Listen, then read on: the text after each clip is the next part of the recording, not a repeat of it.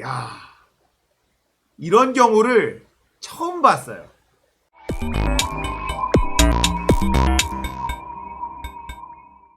안녕하세요. 딱딱하고 재미없는 뉴스를 쉽고 재밌게 풀어드리는 사건건 홀수형입니다. 자, 이번에 다룰 이야기는 서울시장 후보의 품격 이야기입니다. 자, 오늘 박영선 장관이 서울시장 출마를 공식 선언을 했습니다. 이제 더불어민주당은 박영선, 우상호의 경선으로 확정이 됐죠. 아주 심플해졌습니다. 자, 제가 서울시장 후보의 품격이라고 이야기를 했는데 바로 우상호 의원의 이야기입니다. 자, 우상호 의원이 오늘 페이스북에 글을 남겼는데요. 정말 이 시장 후보의 품격이라는 게 어떤 것인지를 보여주는 그런 글을 남겼습니다. 함께 볼까요?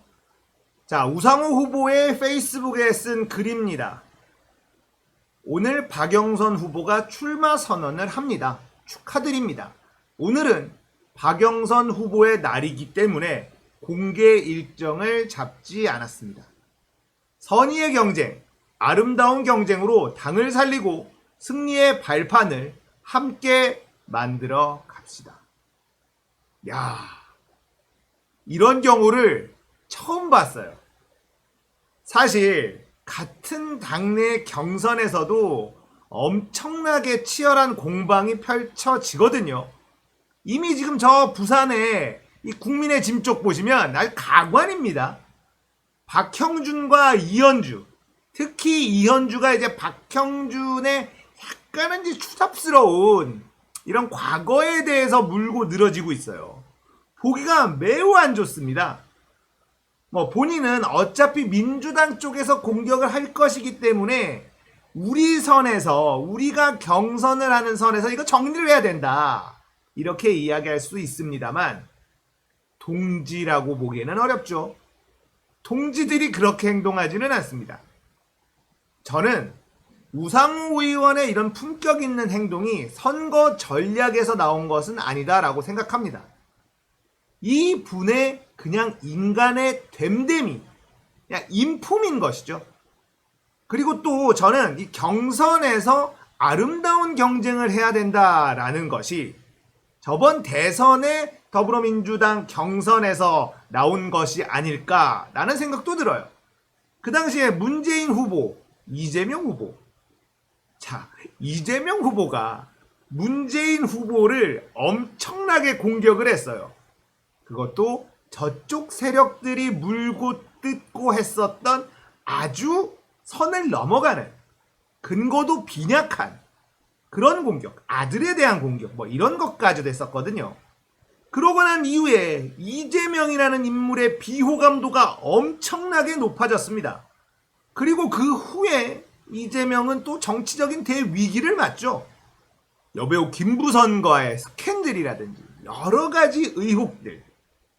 그런데 이재명이라는 인물은 그걸 어쨌든 본인의 능력으로 뚫고 나왔습니다. 엄청나게 힘든 시기를 겪어야 했어요.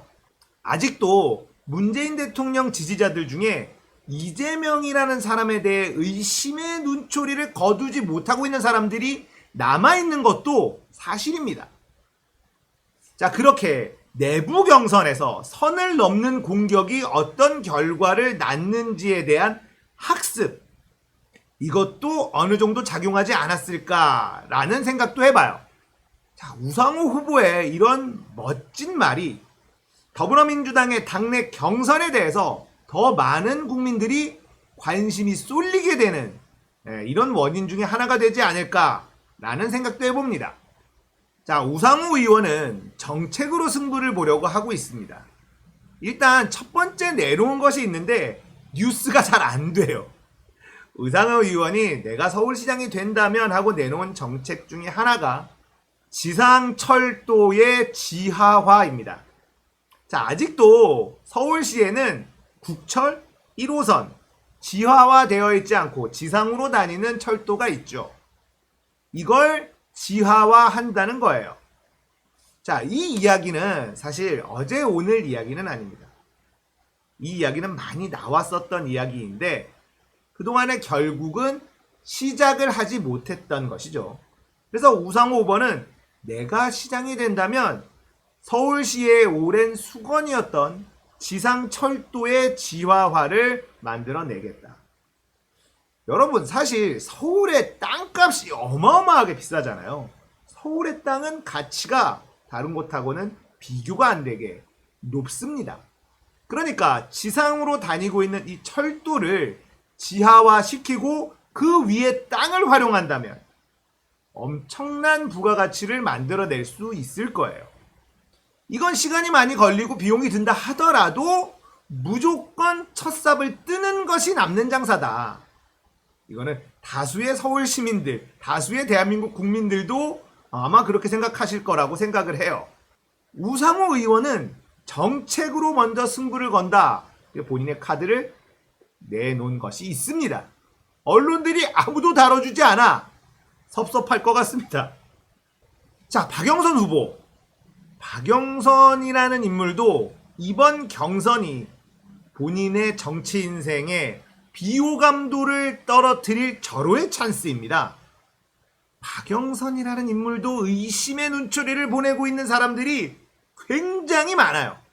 지지자들 중에 말이죠. 민주진영의 지지자들 중에 박영선 내부 총질 이런 이미지가 많이 있습니다. 비호감도가 높은 인물 중에 한 명이죠.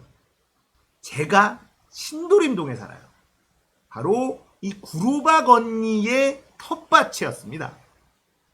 장관이 되기 위해서 의원직 지역구를 내놨고 그걸 지금 윤건영 의원이 받아서 당선이 됐죠. 박영선 의원은 거물 정치인인데 비호감도가 높다. 특히 지지자들 중에 충성도가 높은 지지자들이 부족하다. 이 부분을 어떻게 극복하느냐 싸움입니다. 한 가지 제안을 드리자면 여성 가산점제를 포기하는 것을 선언하는 것을 추천드립니다.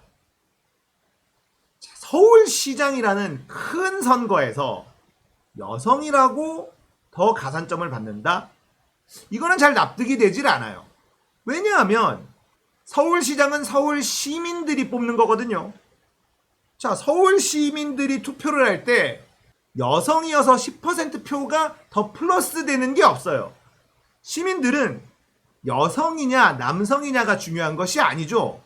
서울 시민의 입장에서 서울시를 위해서 일을 더 잘 할 사람을 뽑는 것이지 여성이라서 좀 가산점을 준다.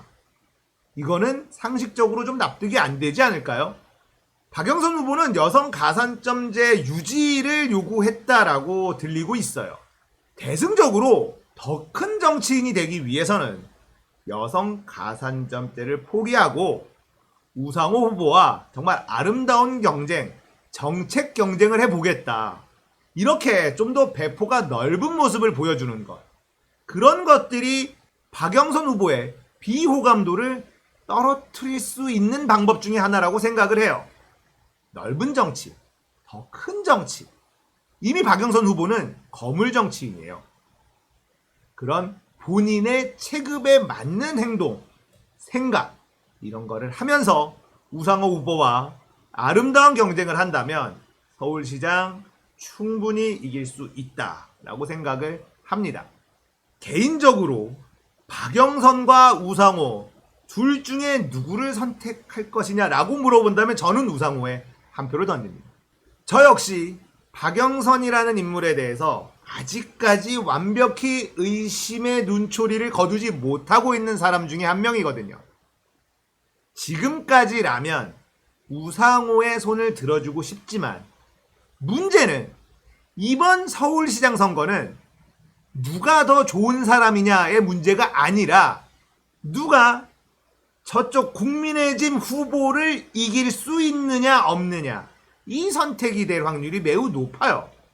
나경원이 나올 확률이 높아 보이는데 자, 나경원을 상대로 박영선이 더 적합한 인물이냐 우상호가 더 적합한 인물이냐 여기에 계산기를 두드릴 확률이 높습니다. 이 민주진영 지지자들이 말이죠.